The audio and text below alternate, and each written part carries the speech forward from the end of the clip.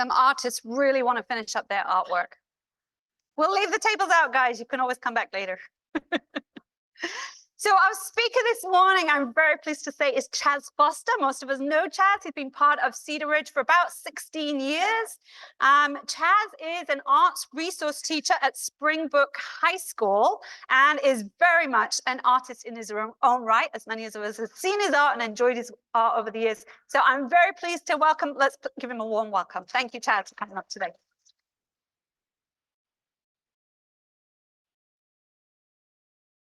Ooh. Thanks. Good morning, everybody. I am really happy to be here and be a part of this series on how we can experience God in and through the arts. As an artist, I make a lot of different things. As an art teacher, I think a lot about creativity and how I can help foster that in others.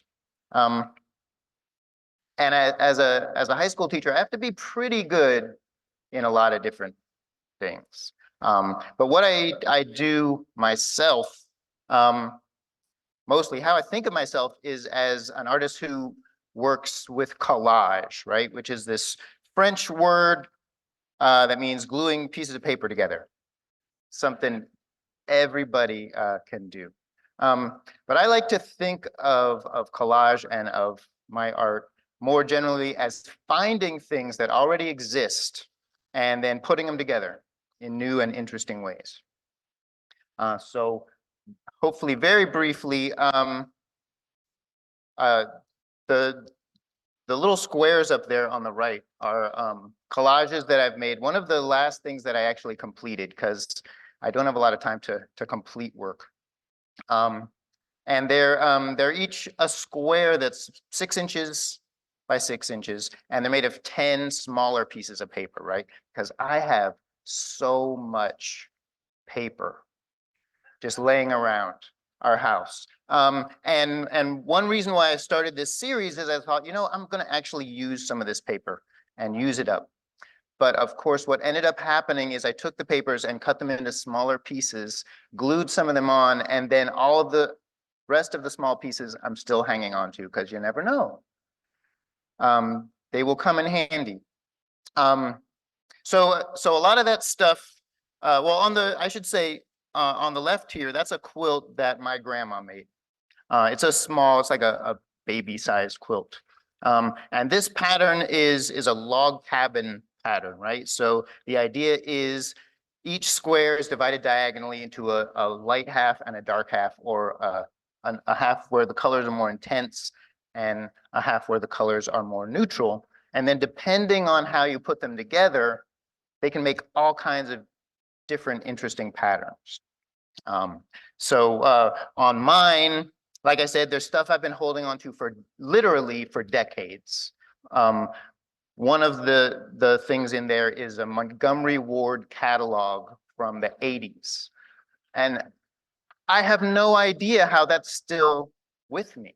I mean, but there's also a bunch of stuff that I just pick up in my neighborhood, in the woods by my house where I make a lot of my art.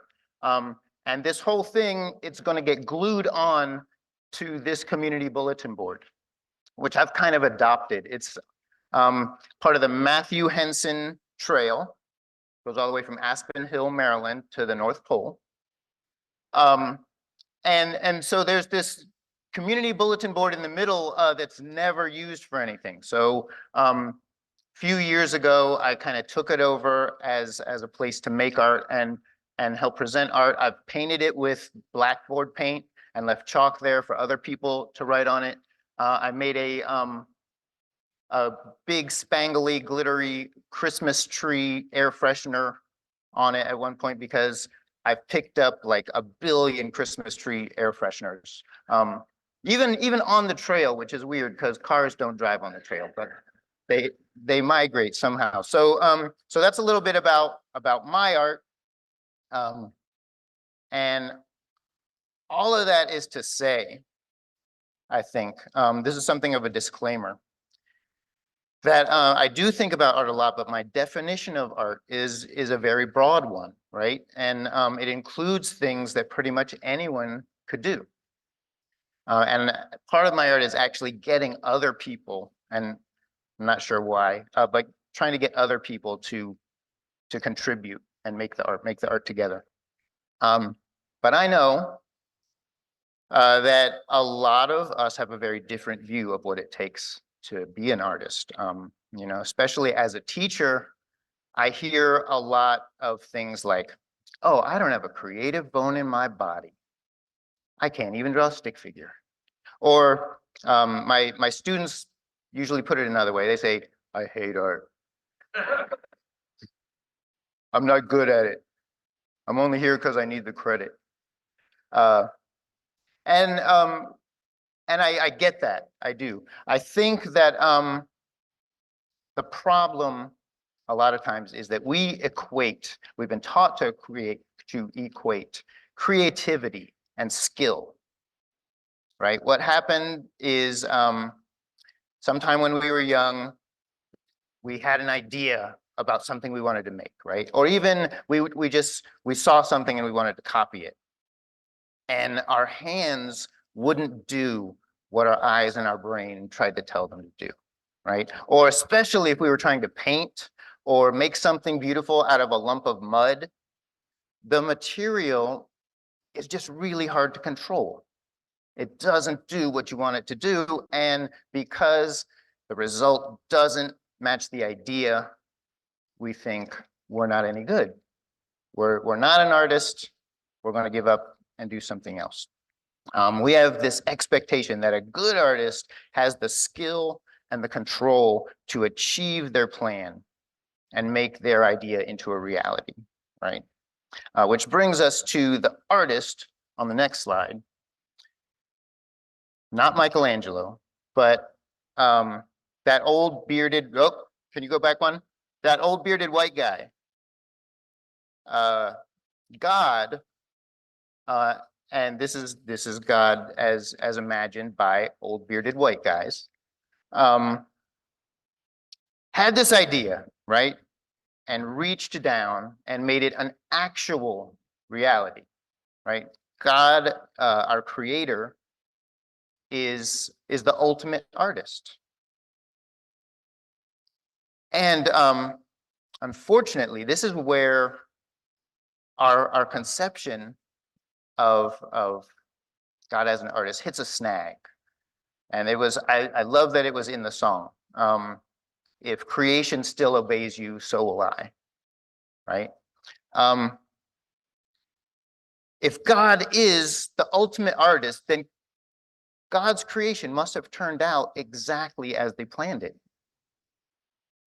Because, I mean, they got to be good. But our reality just doesn't match up with that expectation. Our reality is far from perfect. You know, it's, wow. I've been having a hard time lately just dealing with stuff, you know?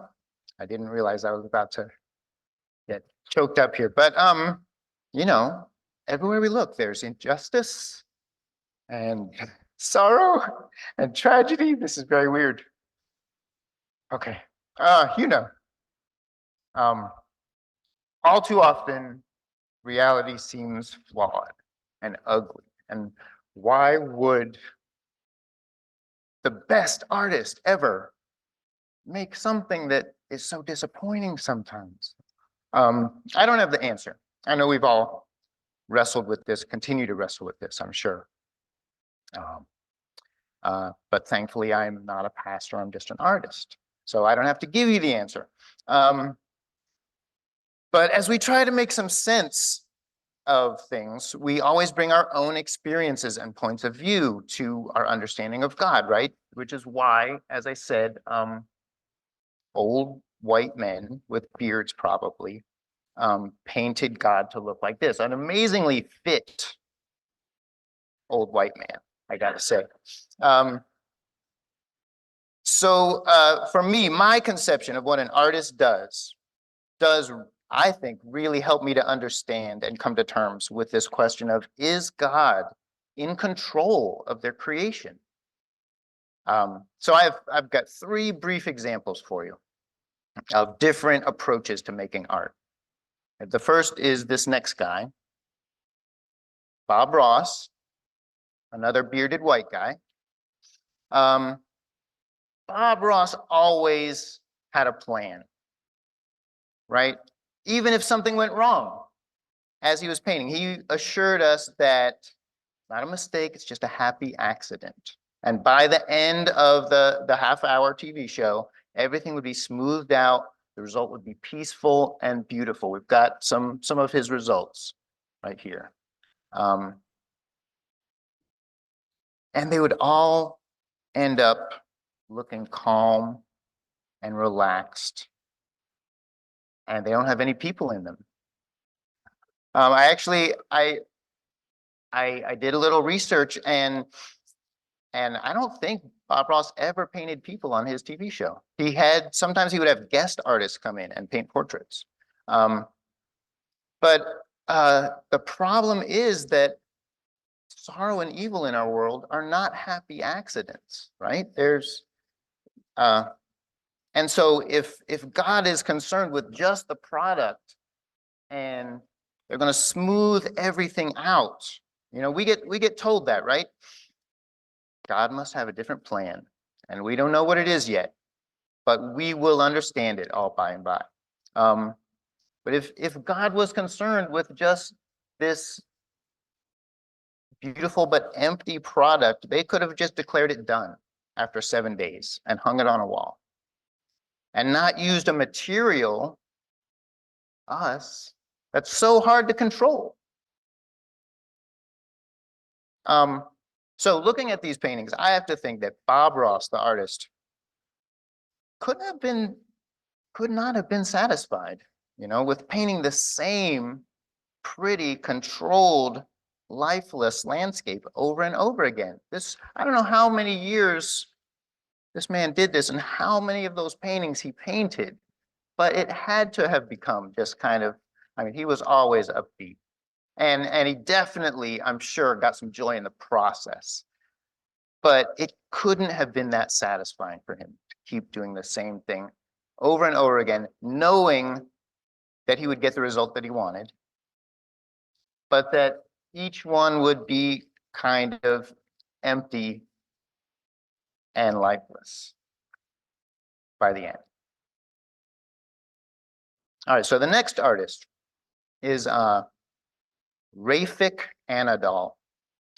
So a Turkish American based in LA. I don't think he has a beard, but this is a clip of one of his works of art at the Museum of Modern Art, and it only goes on for a minute. So let's just watch it for a second.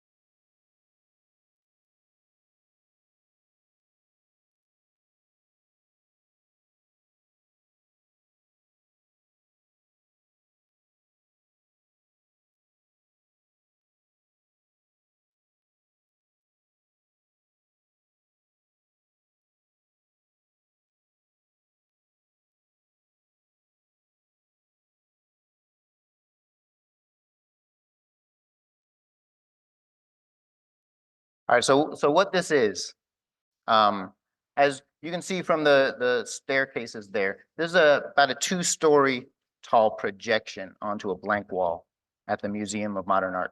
It's called Unsupervised, and it's generated by an AI that was just fed with all of MoMA's, Museum of Modern Art's, collection of artworks.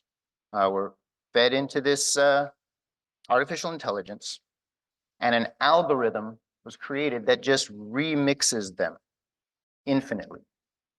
So even though it looks kind of like psychedelic milk, Now and then you can see things kind of appear and then they fade back in, and it's just all the other works in the Museum of Modern Art infinitely getting mixed around. And so this, I feel like this kind of matches another idea we have about God as creator, right? That the artist has a plan and they set it up, they make some rules, they put it in motion, and then they just step back. And the process becomes the product. The artist no longer really has anything to do with it. They just watch it happen. Sorry about that. And we feel like that, like maybe that's the explanation for why this has gone wrong, because even though God created it all, they're no longer involved. So I've seen this in person a couple times. And some parts are really gorgeous. And some parts are a little like kind of creepy. I mean, it's not like I've seen the whole thing because I don't think it ever repeats. It just keeps going. But the things that I've seen, and some are just kind of boring. And what's interesting to me, like overall, it's like a giant lava lamp, you know, or wallpaper that happens to move. And the parts that you find on YouTube are always the best parts. You don't like I on purpose picked like kind of a weird in between part. Sometimes it's not liquid like this, it's like lines and things like that. But I think it's interesting that the YouTubers had to start making choices, even when the artist wouldn't make a choice. You know, they decided, oh, this part is worth saving. That part, not so much. The whole thing becomes, I feel, ultimately unsatisfying without an artist's continued involvement. Because when everything could be art, then really nothing is art. I mean, someone has to start choosing and using some of the elements in order to make it work, I think. So our final example is an artist who doesn't need an introduction. Let's just watch the clip.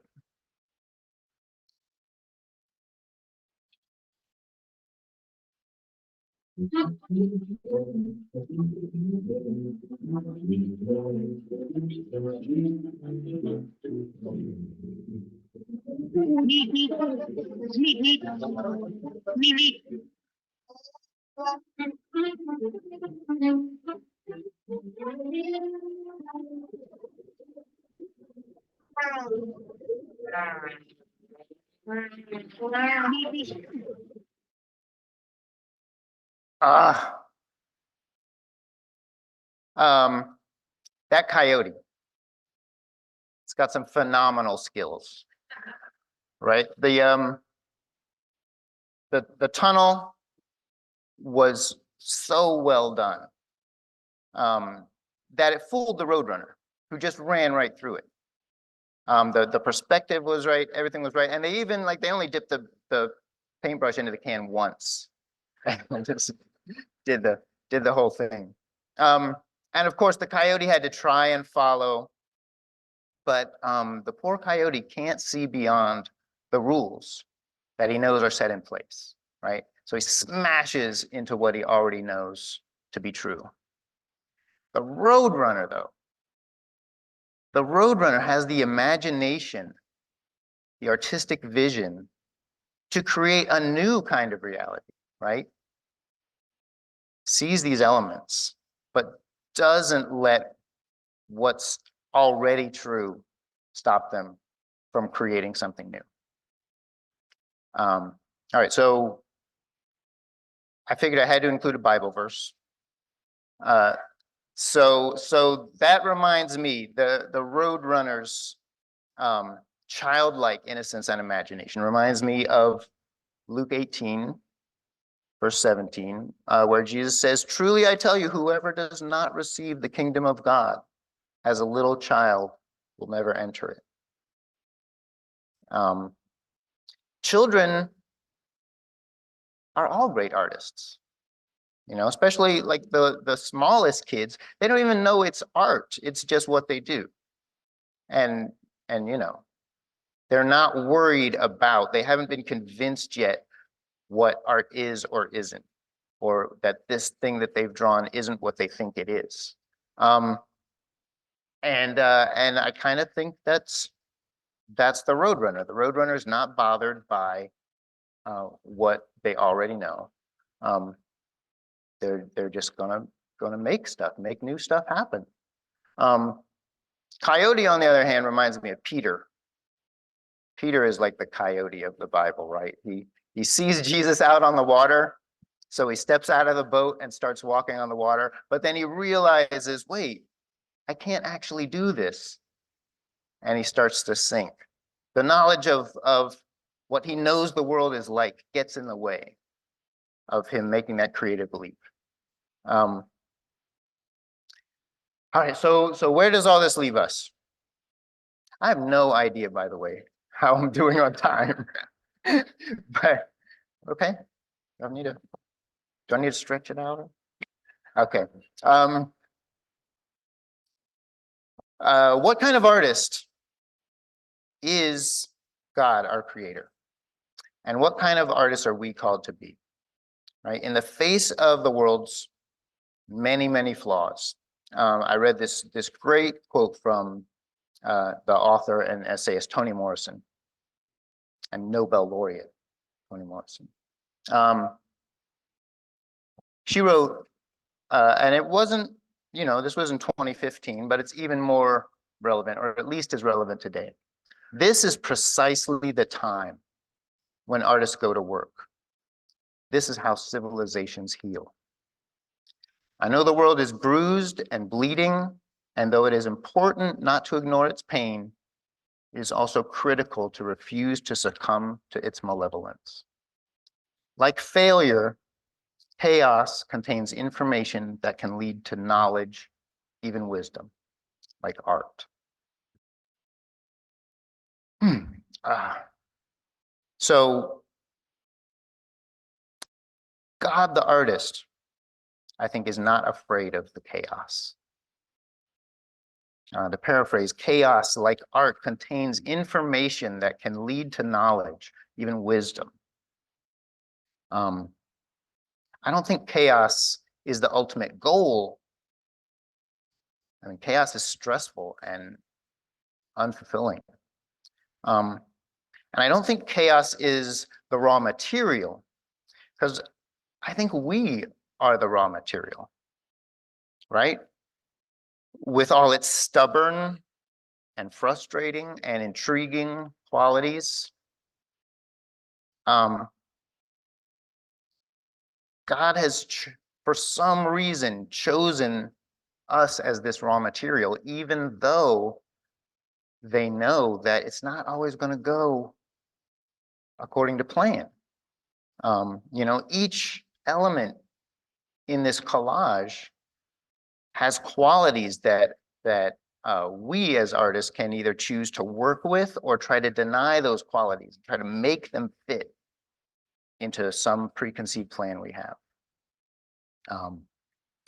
But God the artist keeps showing up to do the work, not as a control freak and not as an algorithm that has nothing invested, but as an interested and creative collaborator with their materials. And I think the chaos is a necessary, but definitely not always happy part of the process.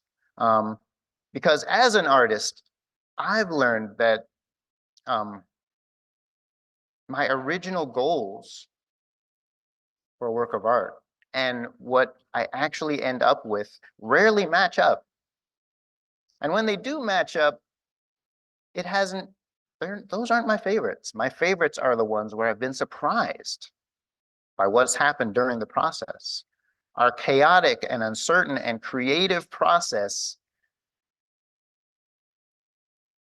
a lot of times tends to surprise us by revealing something that surpasses our original and mundane notions of what it is we were working toward. And hopefully that's the way it is with God, the artist, as well. So, thanks.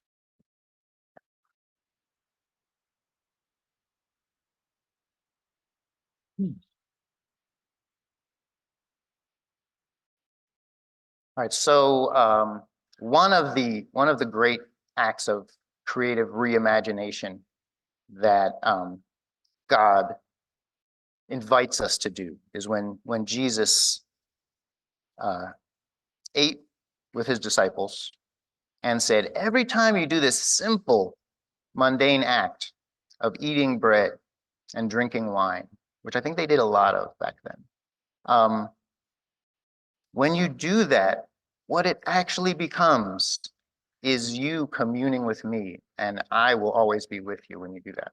So this is the time when we can take communion together here in the middle or on the sides. There's a lot of other creative things, contemplative things that we can do during this time.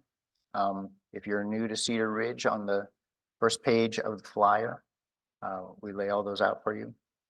The band's going to play, and we can take communion together.